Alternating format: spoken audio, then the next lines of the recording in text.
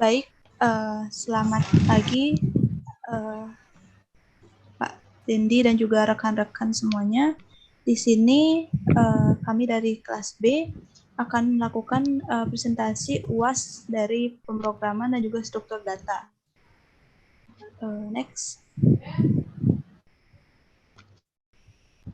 Jadi materi yang kita dapat ini adalah materi dari Radixort, di mana materi ini adalah materi yang terdapat di urutan ke-10.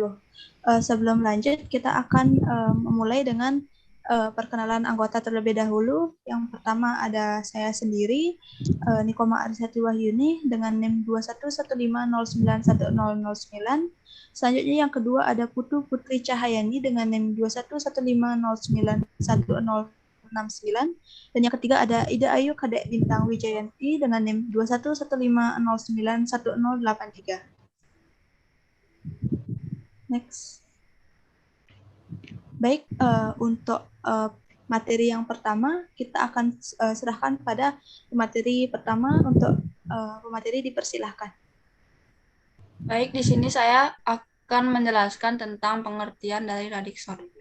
Radixort adalah algoritma atau metode pengurutan atau sorting tanpa pembandingan. Dengan kata lain, sorting non-compression sort, di mana dalam prosesnya tidak melakukan perbandingan antar data. Kata radix bermakna harafiah, posisi dalam angka, di mana sederhananya dalam representasi desimal, radix adalah digitnya. Dalam implementasinya, Radixort merupakan algoritma pengurutan yang cepat, mudah, dan sangat efektif. Namun, banyak yang mengira bahwa algoritma Radix memiliki banyak batasan di mana untuk kasus-kasus tertentu tidak dapat dilakukan dengan algoritma ini. Seperti pengurutan bilangan, bilangan pecahan, dan bilangan negatif.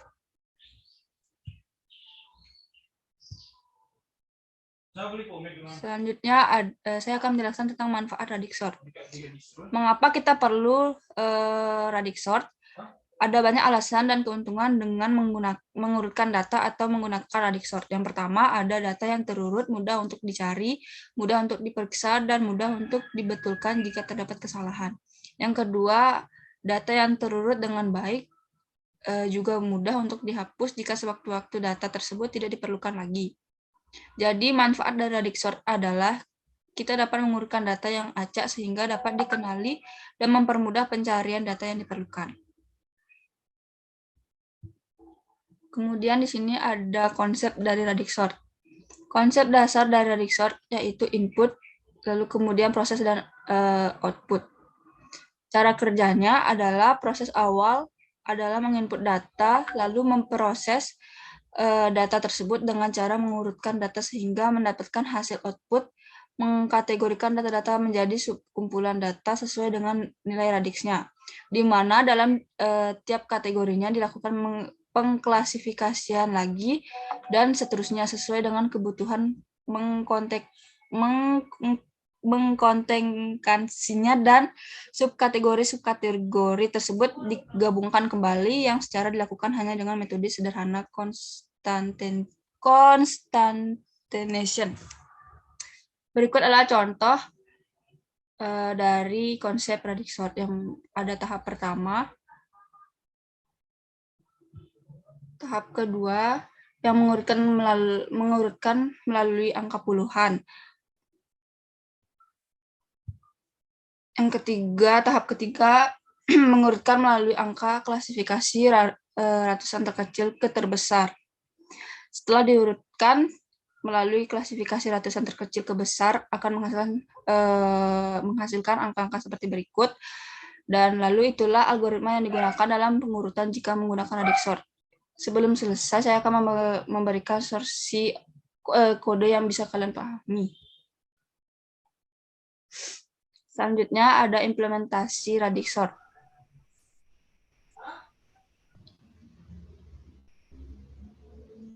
Baik, di sini saya akan menjelaskan mengenai implementasi Radixort. Radixort merupakan algoritma pengurutan yang cepat, mudah, dan sangat efektif. Namun banyak orang yang berpikir bahwa algoritma ini memiliki banyak batasan di mana untuk kasus-kasus tertentu tidak dapat dilakukan dengan algoritma ini. Seperti pengurutan bilangan pecahan, bilangan negatif, adanya kompleksitas bit dan word, dan pengurutan pada multiple case. Next.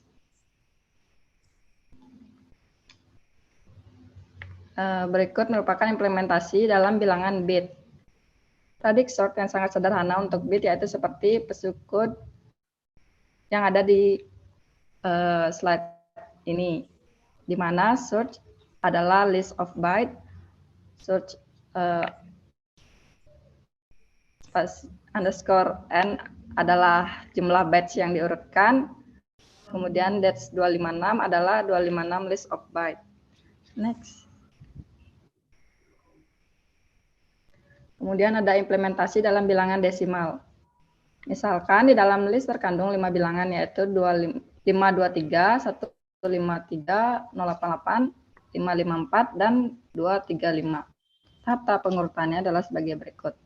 Kita memulai dengan mengurutkan digit terakhir dari bilangan digit yang dicetak merah, menunjukkan digit mana yang sedang berjalan dalam proses pengurutan. Pengurutan dilakukan dari digit terakhir sampai pada digit pertama, kemudian dapat dilihat hasilnya yaitu pada tahap 4 bahwa list tersebut sudah berurut. Dalam contoh yang lain yaitu kita menggunakan kunci biner dari list yang berisi bilangan 51, 54, 19, 6, 48, 25, dan 23. Tahap pengurutannya adalah sebagai berikut.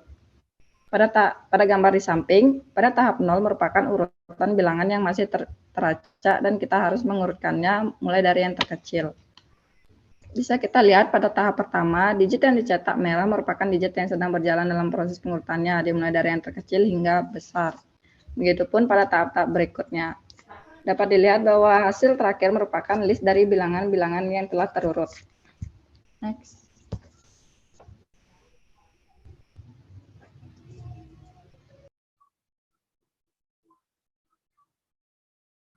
Baik, itu tadi pemaparan materi dari pemateri pertama dan juga pemateri yang kedua. Selanjutnya, untuk program dari Radixsort akan saya bahas, di mana percobaan Radixsort ini kita menggunakan include IOStream dengan using namespace std, lalu kita akan masukkan integer main-nya dengan integernya length yang merupakan length ini adalah variabel kosong yang nantinya pada slide berikutnya akan kita input banyaknya nilai yang akan kita masukkan dengan cara cout, lalu kita akan menuliskan dalam tanda petik yaitu masukkan jumlah nilai. Nah, nanti di sini akan keluar nantinya hasilnya adalah tulisan dengan masukkan jumlah nilai. Selanjutnya, untuk cin-nya kita akan cin dengan length, lalu untuk kapasitasnya ini adalah dengan kita masukkan integer nilai dengan variabelnya length, di mana ini merupakan kapasitas dari kapasitas sebanyak length. Dan pada enter berikutnya yaitu kita akan masukkan integer temporary, di mana di sini nantinya akan menyimpan angka sebelumnya sebelum digunakan. Selanjutnya, untuk memulai pengurutan ini kita akan masukkan for dengan integer variabelnya adalah b, di mana b sama dengan 0, yaitu untuk menampilkan indeksnya ini. Lalu untuk selanjutnya kita akan melakukan looping, di mana looping ini akan dilakukan sebanyak length dan hasilnya akan di mana b ini akan di-increment. Selanjutnya pada bagian bawahnya lagi akan kita cout dengan memasukkan nilai keberapa yang akan kita input, di mana ketika looping berjalan ini kita akan input nilai dari ke variabel nilainya, lalu akan diberikan perulangan ke B. Selanjutnya akan kita cin nilai dengan variabel ke B. Kemudian proses selanjutnya ini akan kita buat dengan menuliskan for dengan integer variabelnya adalah A, lalu indeksnya ini adalah 1, di mana nanti A akan melakukan looping sebanyak length min A atau kurang A, di mana nantinya A ini akan melakukan perulangan. Selanjutnya kita akan buat for selanjutnya, di mana di sini akan terdapat integer dari variabel B dengan indeksnya adalah 0, di mana B nanti akan di looping sebanyak length. Lalu di sini B ini akan memberikan perulangan. Setelah itu kita akan melanjutkan dengan if, di mana if ini akan terdiri dari nilai dari variabel B, di mana nilai ini akan lebih besar dari nilai dari B plus 1. Ini dilakukan untuk decision. Selanjutnya kita akan memasukkan nilai B ke temporary, di mana nanti nilai B ini sama dengan nilai B ditambah 1. Lalu nilai B ditambah 1 ini yang akan di temporary. Selanjutnya untuk menampilkan hasil dari shortingnya ini, kita akan menuliskan cout, lalu kita menuliskan hasil shorting dengan titik 2, kemudian di end line.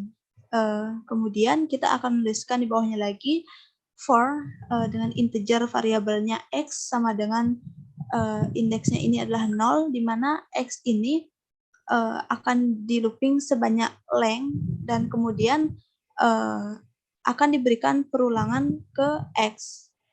Lalu untuk menampilkan hasilnya ini kita akan menuliskan cout, dan kita akan tambahkan tanda petik ini, di mana tanda petik ini isinya nanti adalah yang muncul nilai dari variabel X.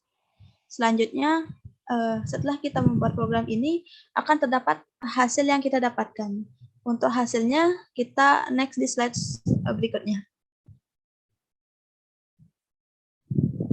Baik, ini adalah hasil yang kita dapatkan dari program yang telah kita lakukan. Di mana di sini kita memasukkan jumlah nilai, di mana nilai yang kita ambil adalah sebanyak 5 nilai, dan kita memasukkan nilai secara acak. Dan kemudian setelah kita masukkan 5 jumlah nilai yang secara acak ini, kita enter dan akan menghasilkan hasilnya mendapatkan urutan yang sesuai dengan nilai yang dari terkecil menjadi nilai yang terbesar. Oke, next.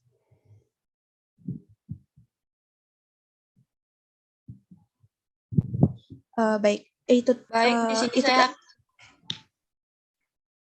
Baik, di sini saya akan menjelaskan tentang kesimpulan dari penggunaan Radixsort tersebut.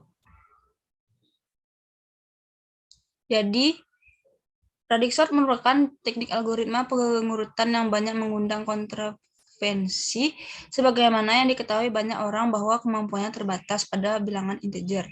Namun, seiring dengan eksplorasi yang dilakukan, ternyata Radixsort juga bisa digunakan untuk mengurutkan bilangan pecahan, bahkan pecahan negatif.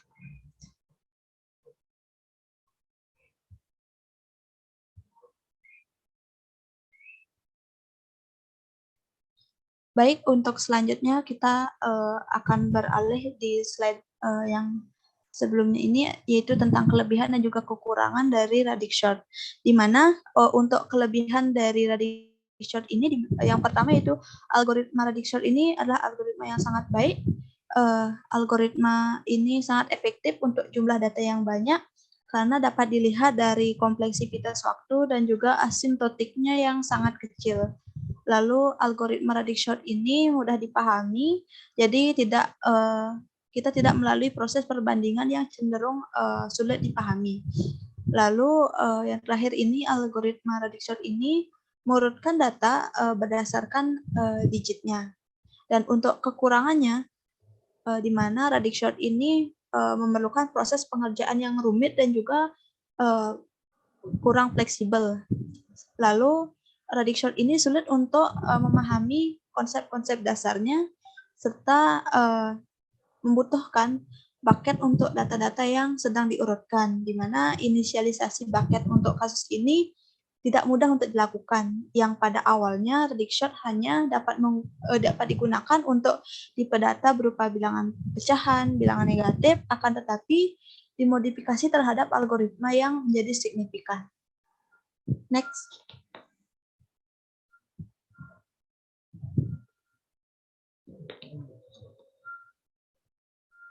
Baik, itu tadi pemaparan UAS dari pemrograman dan struktur data dengan materi Reddickshot dari kelompok 10 kelas 2B. Sekian yang dapat kami sampaikan. Kami tutup dengan mengucapkan selamat pagi. Terima kasih.